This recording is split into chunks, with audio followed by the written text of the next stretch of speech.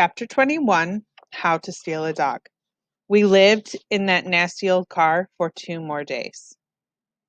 Then one day Mama came back from work and said, "Pack your bags, boys and girls, we are moving." Me and Toby looked at each other, then back at Mama, waiting. She tossed 2 Snickers bar into the back seat and said, "You heard me, we're moving." And I'm talking house, a real house. Me and Toby started whooping and bouncing up and down in the back seat. Then we took down our beach towel wall and jammed all our stuff into garbage bags, school books and dirty t-shirts, playing cards and comic books. As we drove to our new house, I felt a flutter of excitement as I thought about being normal again. I pictured myself going to school in clean clothes and having all my homework done, and Mama telling Mr. White that everything was fine now. So don't worry about Georgina anymore. I pictured me and Luann having a sleepover like we used to, painting our toenails and sharing our secrets. Maybe working on our cooking badge for Girl Scouts. I even pictured myself sitting on my very own bed wearing my new ballet shoes, combing my hair so I'd look nice for my ballet lessons with Luann and Liza Thomas. When we pulled up in front of our new house, me and Toby grinned at each other. It was a tiny white house with a rusty swing set in the red dirt yard and a refrigerator with no door sitting right up on the front porch. But it looked like a castle to me. Somebody named Louise was already living there with her baby named Drew. Louise was a friend of Patsy's and needed somebody to share the house with her and help take care of Drew and pay some rent.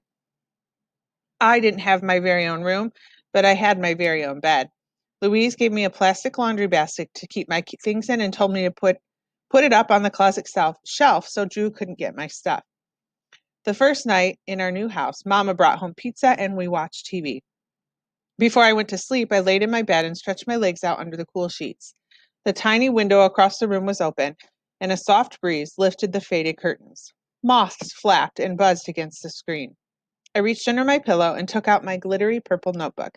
I turned to my How to Steal a Dog notes in the dim glow of the hall light. I read through step 8 again, about making a decision, about getting the reward or not getting the reward. I smiled to myself when I read the part that said, "That is the decision you will have to make." I knew I had made the right decision because my tapping insides had finally settled down. But I still felt bad about what I'd done. I still wished I could turn back the time far enough to where I could do things differently. But at least I'd gotten to step 8. I'd made the right decision. I turned to a fresh page in my notebook and wrote May 3rd. Step 9. Those are all the rules for how to steal a dog.